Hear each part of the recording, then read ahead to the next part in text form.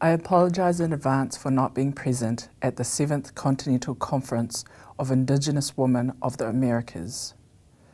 And I thank you for this opportunity to speak on behalf of the World Intellectual Property Organisation, also known as WIPO.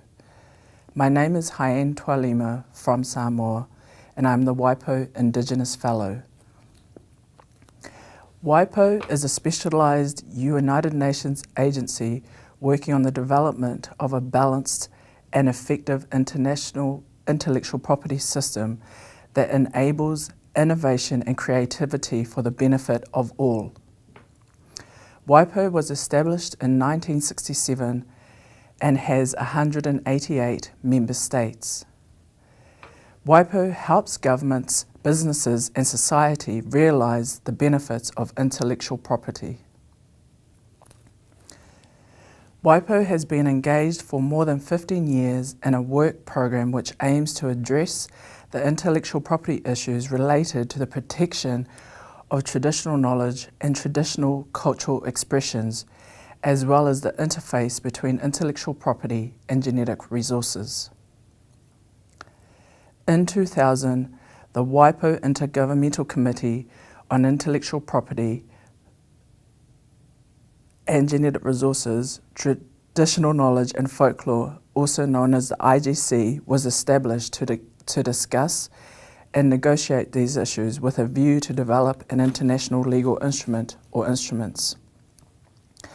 Recently, the IGC mandate was renewed. It provides as follows. The committee will, during the next budgetary biennium of 2016 to 2017, will continue to expedite its work with a focus on narrowing existing gaps with open and full engagement, including text-based negotiations with the objective of reaching an agreement of an international legal instrument without prejudicing the nature of outcomes relating to intellectual property, which will ensure the balanced and effective protection of genetic resources, traditional knowledge and traditional cultural expressions. Since the IGC negotiations began, Indigenous peoples and local communities representatives have been able to participate, express views and influence drafting in the WIPO negotiating process. They have made drafting proposals which have been incorporated in the draft text whenever supported by at least one member state. Indigenous peoples' representatives have also been able to participate in drafting groups and informal consultations.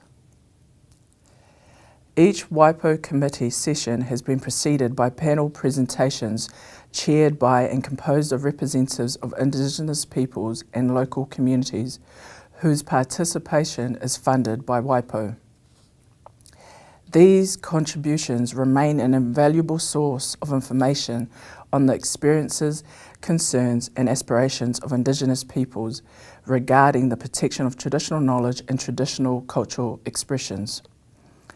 A voluntary fund has been set up to finance the participation of Indigenous peoples and local communities representatives in the sessions of the committee.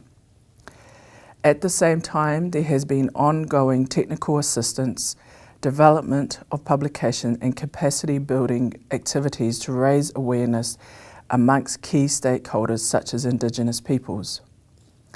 These activities and publications build understanding on the solutions, gaps and challenges that intellectual property may represent for Indigenous people.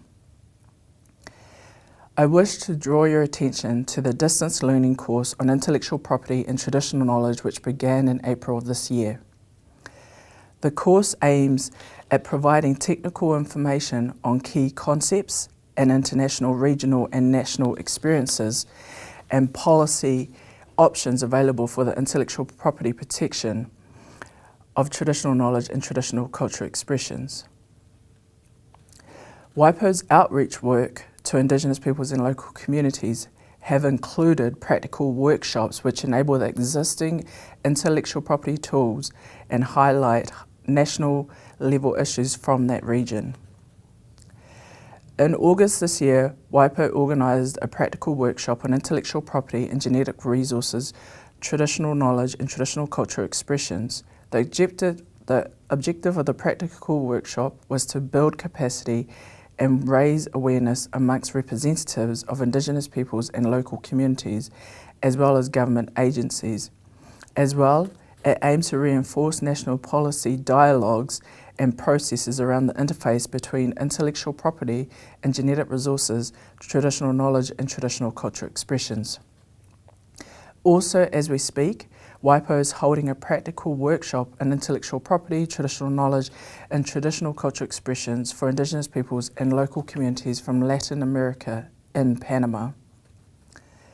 In December of this year, WIPO is holding a practical workshop in Samoa.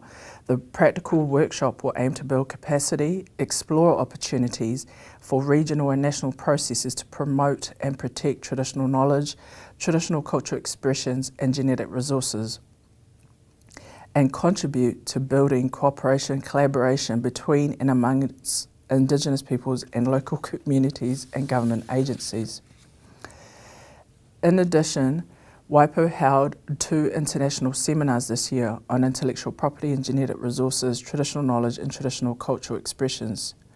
Indigenous speakers and participants attended both seminars. Indigenous peoples and local communities are the custodians of traditional knowledge. They have been developing and maintaining this traditional knowledge as part of their identity in everyday life. Their concern regarding the protection from misuse and misappropriation of traditional knowledge is the underlying basis for the WIPO negotiations that take place in the IGC. I thank you for your attention and wish you all a fruitful conference.